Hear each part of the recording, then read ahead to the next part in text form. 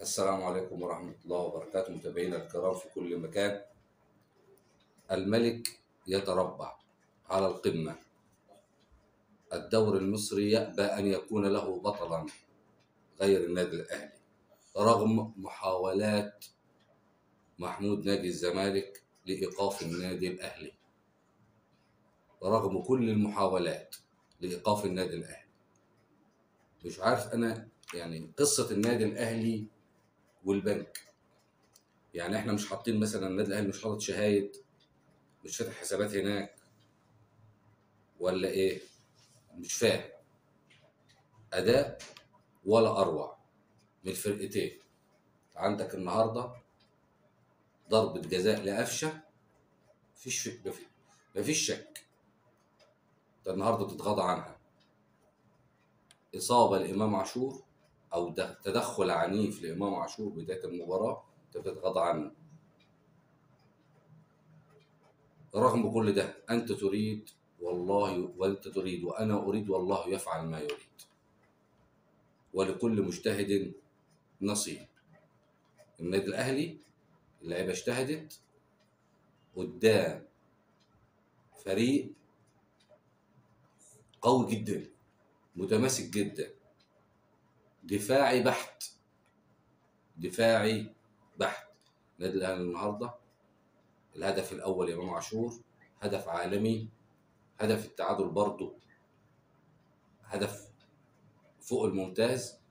اسامه ابو علي النهارده بيهدي الدوري للنادي الاهلي. لسه في مباراه، وبيراميدز النهارده فاز على بتروجيت. قصه التحكيم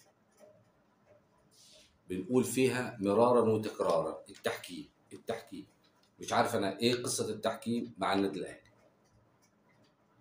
انت النهارده برضو محمود ناجي كل مباراه للنادي الاهلي بكارثه، كل مباراه للنادي الاهلي بكارثه.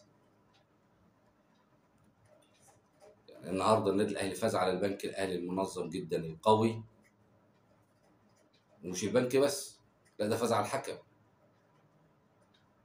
وفاز على الفار.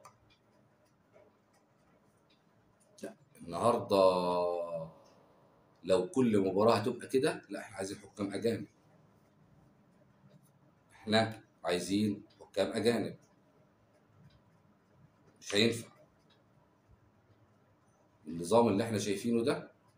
دي مش كوره، ده مش تحكيم. فين الخطيب؟ فين الخطيب؟ فين مجلس الاداره؟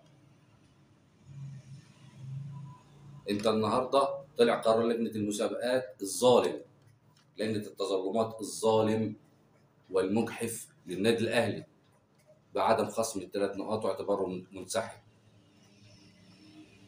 مع ان في لائحه وكل الانديه ماضيه عليها، واللائحه ما بتنصش على كده. نادي الزمالك نزل بيان وقال لك انا راح اشتكي في المحكمه الرياضيه الكاس. طبعا انا لسه في اخبار كتير واخبار حصريه. يعني نادي الزمالك مسدد $1,000,000 غرامه ابو طيب، غرامه باتشيكو. من فين الفلوس دي؟ معلش انتوا بتسالوا النادي الاهلي من فين؟ من اين لك هذا؟ وانت من اين لك هذا؟ انت النهارده بتسدد غرامات، طب من فين؟ عديت $1,000,000 من فين؟ احنا لازم نعرف. انتوا عايزين لعب مالي نظيف وتكافؤ فرص، عايزين نعرف.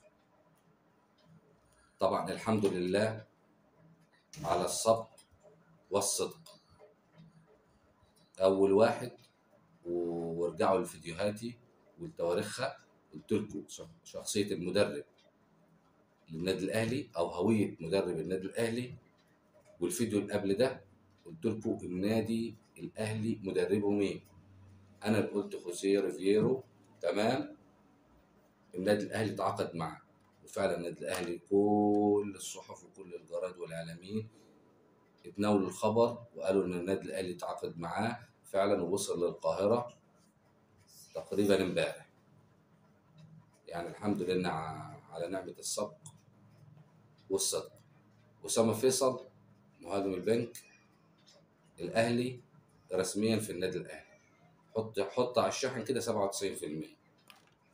97%. رامي ربيعة يقترب من بيراميدز.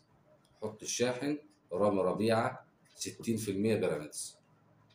طبعا وانا او كل الاهلاويه ما نتمناش الكلام ده. بيراميدز عرض عليه 100 مليون في موسمين، النادي الاهلي عرض عليه 56 مليون في موسمين. انت كابتن النادي الاهلي، انت ابن من ابناء النادي الاهلي، انت عملت تاريخ في النادي الاهلي، النادي الاهلي عمل لك تاريخ. النادي الاهلي محدش له فضل عليه، هو فضله على الناس كلها، فضله على الناس كلها. انت النهارده اتعلم، او انت شوف حسام عاشور، شوف اكرم توفيق، شوف احمد فتحي، بص لرمضان صبحي، بص للناس دي، بص للناس دي. كابتن رامي ربيعه مش هقول لك رجاء خاص ولا انت تاريخ وانت قيمه. انت نادي كنادي الزمالك بينافسك